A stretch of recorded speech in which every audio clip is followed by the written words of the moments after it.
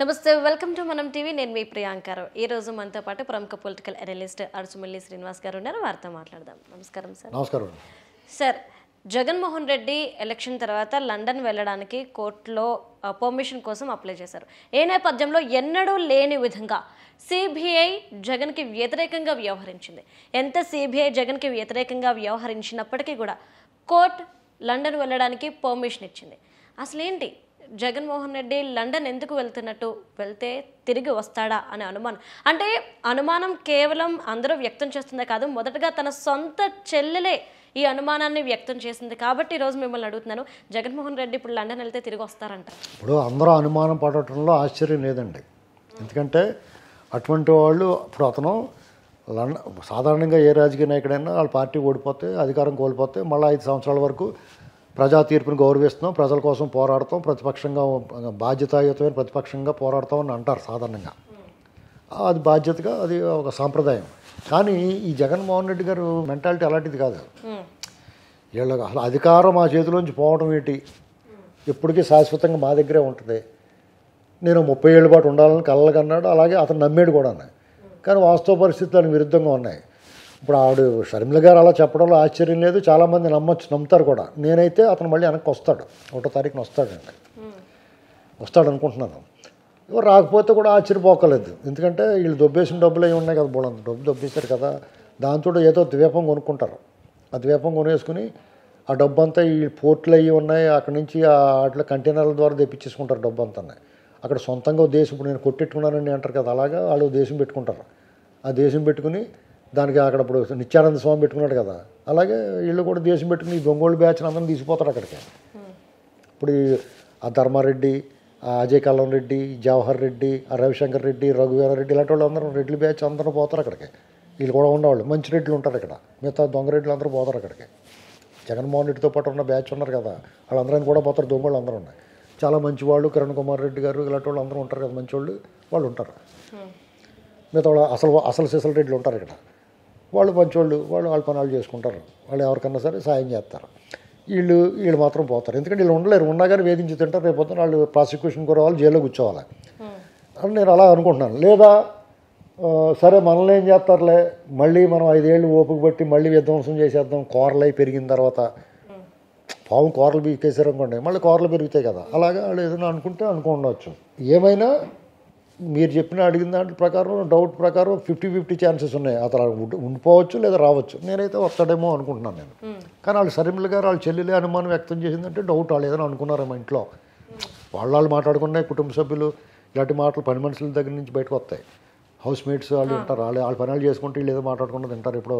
ఆత్మహత్య చెప్పినప్పుడు అలాంటిది ఏమన్నా సమాచారం ఉందేమో అందుకనే ఇలాగా నాయకులు చాలామంది కూడా విదేశాలు పారిపోతారు ఇక్కడ ఎవరు ఉండరండి ఎందుకంటే వాళ్ళు చేసిన దుర్మార్గాలు అరాచకాలు అలాంటి ఇది వరకు చాలాసార్లు చెప్పాను నేను అయితే ఇతను లండన్ వెళ్ళినప్పుడల్లా ఒక ప్రమాదం ఉపద్రవం జరుగుతుంది ఇక్కడ అతను ఆ మధ్య లండన్ వెళ్ళినప్పుడు కోనసీమలో అల్లర్లు జరిగినాయి చాలా దారుణమైన మంత్రి విశ్వరూప్ ఇల్లు కూడా తగలబెట్టేసారు చూడండి పెద్ద గొడవలు అయిపోయినాయి తర్వాత ఈయన లండన్ వెళ్ళినప్పుడు చంద్రబాబు గారిని అరెస్ట్ చేసాడు ఇప్పుడు ఈయన లండన్ వెళ్తుంటే ఏం ప్లాన్ చేసాడు బాబు అని అనుకుంటున్నారు అందరూ అంటే ఈవీఎంలు తగలెట్టేయటం ఇలాంటివన్నీ చేయొచ్చు ఎందుకంటే మళ్ళీ ఒక రకమైన డిస్టర్బెన్స్ అన్నమాట అందుకనే చాలా కేంద్ర బలగాలతో బార్డర్లో సెక్యూరిటీ ఉండి వాళ్ళ చేత అక్కడ బిఎస్ఎఫ్ జవాన్లతో కాపలా కట్టించాలి ఎందుకంటే వీళ్ళు మామూలు పోలీసులు ఉంటే పోలీసులు కొట్టేస్తున్నారు వీళ్ళు కాబట్టి చాలా అప్రమత్తంగా ఉండాలి పార్టీలు కూడా తెలుగుదేశం పార్టీ జనసేన బీజేపీలు కూడా చాలా అప్రమత్తంగా కాపలా కాసుకోవాలి ఎందుకంటే జగన్మోహన్ రెడ్డిని మీరు ఎర్రోళ్ళే చూస్తాడు అతను అని చెప్పి తింగిరోడు అనుకుని మీరు తక్కువ అంచనా వేయకూడదు అతను బయటికి కనిపించేది ఒకటి లోపల వేరే doctor Jekyll and hide doctor Jekyll చాలా మంచివాడిలాగా పెద్ద మనిషిలా కనపడతాడు హైడ్ వెనకాల ఉన్న అసలు స్వరూపం ఏంటంటే చాలా వికృత స్వరూపం ఉంటుంది కాబట్టి ఇతను చాలా ప్రమాదం అలాగే అతను నమ్ముకుని ఉన్న వాళ్ళు చాలామంది మా జగన్ అన్న అది ఇదని గొంతులు వేసిన వాళ్ళందరూ అతను వెళ్ళిపోతారు రేపు మిమ్మల్ని ఎవడు కాపాడుతాడు ఆ భగవంతుడే కాపాడాలి అంచేత ఒళ్ళు దగ్గరెట్టుకుని చేయాలి అలాగే ప్రతిపక్షాలు కూడా రేపు 4వ తారీఖు ఎప్పుడో ఈ రిజల్ట్స్ వచ్చే వరకు కూడా కాపలా కాసుకోవాలంటున్నాయి ఎన్నాళ్ళు 5 ఏళ్ళు పోరాటం ఒక ఎత్తు ఎన్నికల రోజున ఎన్నికలు జరపడం పోలింగ్ సరళిక పరిశీలించడం ఒక ఎత్తు ఈవీఎంఎల్ కాపలా కాయటం కూడా ఇంకొక పెద్ద పని వాళ్ళకి ఎప్పటికప్పుడు కాపలా కాసుకోవాలి కాబట్టి ఏమైనా సిబిఐ వాళ్ళు పర్మిషన్ సిబిఐ వాళ్ళు సడన్గా వాళ్ళ డ్యూటీ గుర్తుకొచ్చి ఉంటాయి సిగ్గులేదు వాళ్ళకి ఎన్నాళ్ళు కూడా ఎన్నోసార్లు అతను బెయిల్ రద్దు చేయండి రా బాబు, 10 ఏళ్ళ నుంచి బెయిల్ మీద తిరుగుతున్నాడు ఇతను. ఢిల్లీ కోర్టులో, సుప్రీంకోర్టు కేజ్రీవాల్ దాంట్లో ఏం చెప్పారు, నువ్వు ముఖ్యమంత్రిగా బెయిల్ వచ్చినంత మాత్రం ఇలా నిర్వహించకూడదు, అది ఇది వాళ్ళ మీద అనేక రకాలుగా తీర్పులు వచ్చినాయి, ఆంక్షలు విధించారు. అలాగే సుప్రీంకోర్టు ఏం వ్యాఖ్యానించింది ఆ మధ్యకాలంలో, ఆర్థిక నేరస్తులు ఉగ్రవాదుల కన్నా ప్రమాదం ఉంది కదా. కానీ వాళ్ళు మాటల వరకు అలా చెప్తారు, తీర్పులు మాత్రం భలే నాట్ బిఫోర్ మీ, లేకపోతే రిజర్వ్లో పెడతాం ఇలాంటి చేస్తారు వాళ్ళు. ఇలాంటిది మానాలి వాళ్ళు. కోర్టు న్యాయమూర్తులు కూడా నాట్ బిఫోర్ మీ ఏంటండి, వాళ్ళకి హక్కు ఉండొచ్చు, రూల్ ఉండొచ్చు, కానీ నువ్వు ఎలా తప్పించుకుంటారండి? ఎన్నాళ్ల పాటు వాద్యాలు వేసుకుని, ఎన్నాళ్ల పాటు ఖర్చు, ధనవ్యయం, సమయాన్ని వెచ్చించి మీ దగ్గరికి వస్తే అబ్బాయి నేను చెప్పనండి కానీ వెళ్ళిపోతే ఎలాగా? దీని మీద కూడా సమీక్ష జరగాల, న్యాయ వ్యవస్థను కూడా సంస్కరణలు తీసుకురావాలా. అలాగే జగన్మోహన్ రెడ్డి లాంటి ఆర్థిక నేరస్తుడిని ఏ రకమైన రాజకీయ పదవిలో ఉండడానికి అర్హుడిగా ఉండకూడదు. ఇవన్నీ చేసిన రోజుని ఇంత దరిద్రం పట్టదు మనకి. ఆ పట్ల ఇంకా ఉంటారు కదా ఎవరో ఒకళ్ళు, వాళ్ళు చేయాలా. ఏ బొత్స సత్యనారాయణ గారు కొంచెం మంచోడు ఎంతో కొంత, అలాంటి వాళ్ళు చేయాలా. ఈ జగన్మోహన్ రెడ్డి గారే ఉండాలని కోరుకుంటాం ఎందుకు? ఇప్పుడు రాజన్న రాజ్యం అంటే ఇతను ఒకటే తెస్తాడా, శర్మిల కూడా తెస్తుంది కదా కదండి. ఆయన కూతురే కాబట్టి. అయితే ఇప్పుడు ఆయన వదిలిన బాణం ఆయన గుచ్చుతుంది, అది వేరే కదా. ఏమైనా సిబిఐ ఇప్పటికన్నా కళ్ళు తెరిచి అతన్ని పర్మిషన్ ఇవ్వడానికి వ్యతిరేకించింది. కోర్టు ఏమో వెళ్ళండి పర్లేదు అంటుంది. మరి వాళ్ళదేం పోయింది అలాగంటారు. అంటే సార్ జగన్మోహన్ రెడ్డి అక్కడికి వెళ్ళడానికి ఒక రీజన్ ఏం చెప్పంటే, నా కూతుర్ని నేను చూడడానికి వెళ్ళాలి అనుకుంటున్నాను అన్నారు.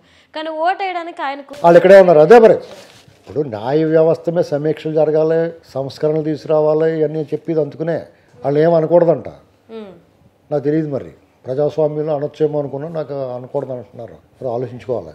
అందుకే అంటే కోర్టులు ఇక్కడే ఉండగానే కోర్టు పర్మిషన్ ఇవ్వడం ఏంటి మళ్ళీ లండన్ వెళ్ళడానికి?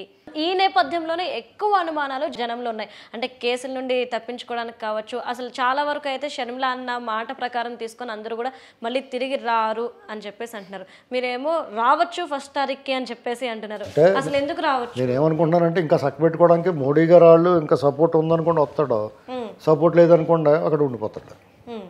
సో ఇంకా పరోక్షంగా ప్రధానమంత్రి వాళ్ళు అంటే బీజేపీ పార్టీ వీళ్ళకి సపోర్ట్ ఇస్తుంది అనుకోవచ్చు. డెఫినెట్గానే, అందులో అనుమానం ఏముంది? వాళ్ళ అప్పభావ నాటకం ఆడుతున్నారా? ఇప్పుడు కూటమిలో ఎన్డీఏ కూటమిగా ఉండబట్టి ఎన్నికలు సక్రమంగా జరిగినాయి. హింస చాలా మైన్యూట్. అది మామూలుగా అయితే అసలు మీకు ఎలా ఉండనుకుంటున్నారో, అసలు ఎక్కడ కూడా చేయలేరు ఎలక్షన్. అంటే వాడు సలితేల్లాగా ఉన్నవాడు, వీడు ఎందుకు పనికిరాడు దద్దం అనుకున్నవాడు కూడా పెద్ద వీరుల్లో పోజు కొట్టేస్తాడు వైసీపీ కూడా. ఇక్కడ వీళ్ళంటే నేర చరిత్ర ఉన్నవాళ్ళు, ఫ్యాక్షన్ బ్యాచ్, రౌడీ బ్యాచ్గా వాళ్ళే చేశారు. మీకు ఏమీ తెలియని ఎర్రోళ్ళ ఉన్నవాడు కూడా పెద్ద అడావుడి చేసేద్దాడు. మీకు ఈ పోలీసులు యంత్రాంగాన్ని ఎవరిని మార్చకుండా, మోడీ వాళ్ళు పట్టించుకోకుండా వదిలేసిన ఇష్టపడి చేసి దొబ్బే అన్నారు అనుకో, చాలా ప్రమాదం అయిపోయినా. కాబట్టి వాళ్ళు అటు ఇటు సమయం ఇన్నాళ్ళు వాళ్ళతో పాటు స్నేహం చేసి కొద్దిగా లాగేసి సెల్టర్ లాగేసి ఉంటారు వాళ్ళ దగ్గర గట్టిగానే. అందుచేత వాళ్ళకి కొంచెం బాగానే సాయం చేశారు. అంటే అటు ఇటు రెండు వైపులా సమానంగా న్యాయం చేశారు. Okay, right. Thank you so much sir.